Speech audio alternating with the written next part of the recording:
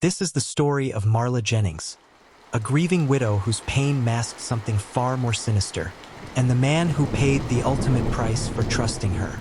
It was a rainy Tuesday in early October when Marla Jennings checked into the Green Lake Inn, a quiet, budget motel just off Interstate 74 in northern Indiana.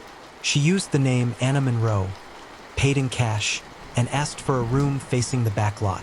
The clerk, Angela, later recalled something strange about her. She was polite, soft-spoken, but her eyes, like she hadn't slept in days, and she didn't want anyone to know she was there. She carried just one small suitcase. No phone, no ID. Room 306. By the next morning, she was gone, and inside the room was a dead man. Housekeeping found the body at 11:14 a.m. The man was in the bathtub, fully clothed, shot once in the chest at close range. No ID, no phone, no wallet. Only a folded photo in his pocket. A woman and child, faces circled in ink. The security cameras had been disabled. There were no fingerprints on the doorknob, the faucet, or the bathroom tiles. Whoever killed him had known exactly what they were doing. But one mistake would unravel everything. The name Anna Monroe was fake, but police traced the alias to an old burner phone registered in nearby Rockford. Surveillance from a gas station near the motel showed the woman's car, a silver Honda Civic, missing a rear license plate. Later that week, police tracked it to an abandoned garage on the outskirts of town. Inside the glove compartment was a receipt from a pharmacy with a real name, Marla Jennings. She had no criminal record, but her past, that's where the real story begins. 2 years earlier, Marla's husband, Tom Jennings, died in a house fire in Cedar Falls, Iowa. Investigators ruled it accidental, faulty wiring in the basement. Tragic, but not suspicious. Marla had appeared devastated. Her neighbors remembered her standing outside the smoldering house, wrapped in a blanket, screaming his name. Tom's life insurance policy paid out just under $350,000. Marla moved out of state with their son, Caleb. No one heard from her again, until now, because the man found dead in room 306 was not her husband, but the man investigating him.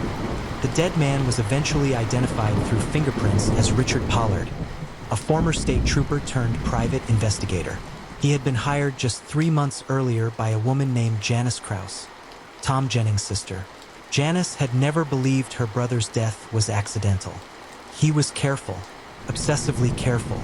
I had a gut feeling. And then Marla vanished. Pollard had been following Marla across several states, compiling evidence. He was getting close, maybe too close. Police found his notes hidden in his car at a nearby gas station. Inside were names, receipts, photos, and a theory. Tom Jennings hadn't died in that fire. He'd been murdered, and the fire was staged. Pollard's report revealed something even more chilling. The night of the fire, Marla had taken Caleb to her sister's house, 3 towns away. She told them Tom was working late. Neighbors had seen Marla return home just after midnight, 30 minutes before the fire was reported. A small detail in the fire report, overlooked at the time, suddenly mattered. The basement's breaker box had been tampered with. It was turned off manually, and the house's smoke alarms had dead batteries, removed weeks earlier. There had been no sign of forced entry. Whoever lit that fire had keys to the house, and knew exactly when Tom would be asleep. The most disturbing detail? Marla had brought Caleb back just hours after the fire was extinguished. Police reports say the boy, just 6 years old, kept asking, "Where's Daddy? Why is Mommy crying?" Child Services interviewed Caleb shortly after Marla's arrest. He told a counselor something that would seal her fate. Mommy said Daddy wasn't coming back, 'cause she fixed it. She said the fire monster took him. But it's okay now. A child's words, fragmented, simple, but packed with truth. Marla Jennings was arrested at a rest stop in Missouri 2 weeks after the Motel Murder. She had changed her appearance, cut her hair, dyed it black, but the receipt in her glove box tied her to room 306. Under questioning, she denied everything. She said the man in the bathtub was a stranger, She claimed the name Anna Monroe was one she used to escape an abusive ex. But when detectives laid out the evidence, photos, fingerprints, the child's statement, her story cracked. And then she confessed, sort of. According to Marla, her husband Tom was emotionally abusive. He controlled the finances, monitored her phone, and once locked her in the garage overnight during an argument. She said she was planning to leave, but Tom wouldn't let her. He said if I left, he'd take Caleb, that he'd make sure I never saw my son again. She claimed the fire wasn't murder, but desperation. I didn't mean to kill him, I just wanted to scare him, just enough to get away. But that didn't explain the removed batteries, the cold calculation, the life insurance policy, or why she killed Richard Pollard. Marla Jennings was charged with 2 counts: first-degree murder for Richard Pollard and second-degree murder for the death of her husband. The courtroom was packed for every session. Her defense painted her as a battered woman pushed to the edge. The prosecution showed her emails, secret conversations with a man she had planned to run away with before the fire. Took the jury just 5 hours. Guilty on both counts. She was sentenced to life in prison without the possibility of parole. Today, Caleb Jennings lives with his Aunt Janice.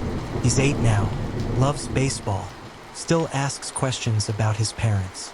Janice says he remembers pieces, flashes of fire, long car rides, a motel room he wasn't supposed to see.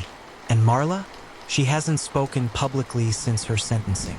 Some say she was a victim of circumstance. Others say she was always 2 steps ahead, cold, calculating, and dangerous. But one thing's certain: if Richard Pollard hadn't followed her to room 306, the truth might never have come to light. If you found this story disturbing, compelling, or unforgettable, subscribe to the Crime Tape for more true stories, where justice isn't always straightforward, and the past never stays buried. Because every room has a story, and every killer leaves a trace.